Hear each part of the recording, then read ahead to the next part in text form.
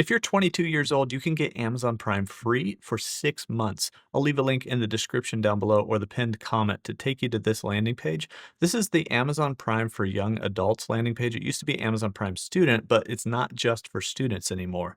If you're between 18 and 24 years old, or if you're a student, you can get 6 months free of Amazon Prime. And then after that, it's half off. So it's only $7.49 a month after that 6-month free trial. You also get this cool 5% cash back, which you don't get on the regular Amazon Prime subscription.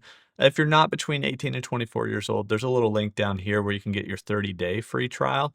But if you are 22 years old, then you can get this 6-month free trial for $0.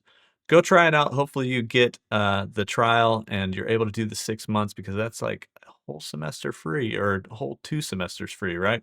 That's Amazon Prime for young adults. If you're 22 or between 18 and 24, go get that 6-month free trial. There's a link in the description down below that will take you to the page to sign up.